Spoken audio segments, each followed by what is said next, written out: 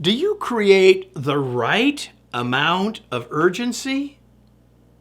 Hi, I'm Kevin Eikenberry, and I'm here to help you reach your potential as a leader and a human being. Welcome to Remarkable TV and the Remarkable Leadership Podcast. Make sure you hit the subscribe button wherever you're watching or listening so you don't miss any future episodes like this one.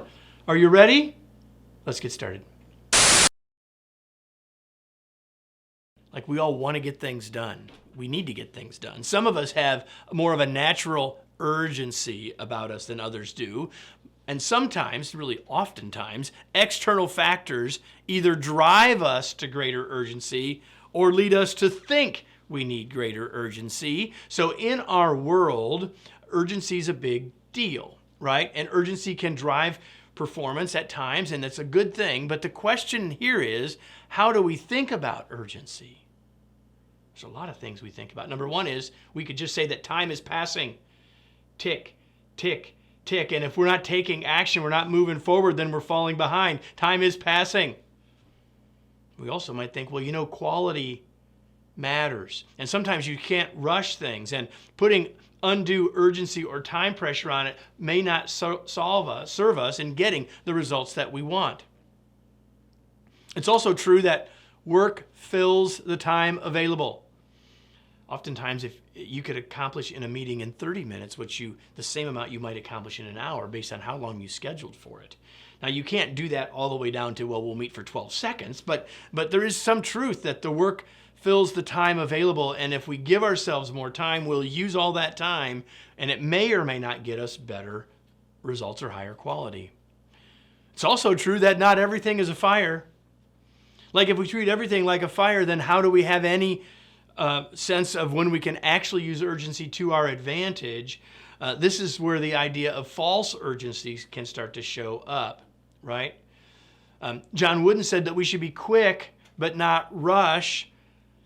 In both cases, it's using our time appropriately, but oftentimes when we put urgency pressure on things, it feels like a rush.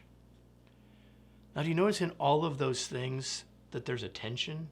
There's a tension between, we need to go faster. Sometimes we don't need to. Where's that tension? I want you to recognize that tension.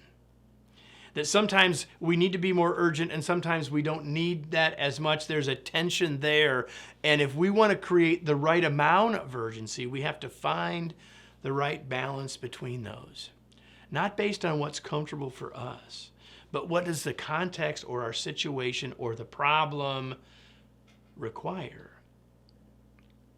Like, there's always a value in getting things accomplished, but does it have to be with urgency always? That's the question to really ask yourself. Use urgency as the valuable thing that it is, but when we overuse it, we will overexert and we won't get the results that we really want.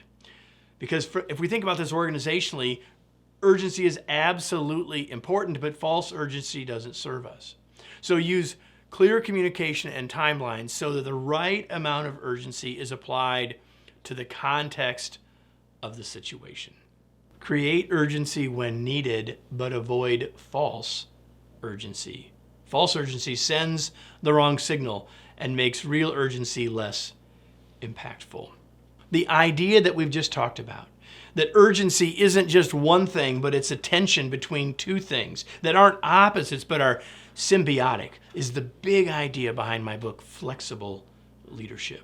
If you'd like to learn more about how to navigate uncertainty with greater confidence and understand these kinds of tensions so that we can lead more effectively, you need to get a copy of Flexible Leadership. You can learn more by going to flexibleleadershipbook.com. Hope you'll do that, and hope you will be back next week for another episode of Remarkable TV and the Remarkable Leadership Podcast.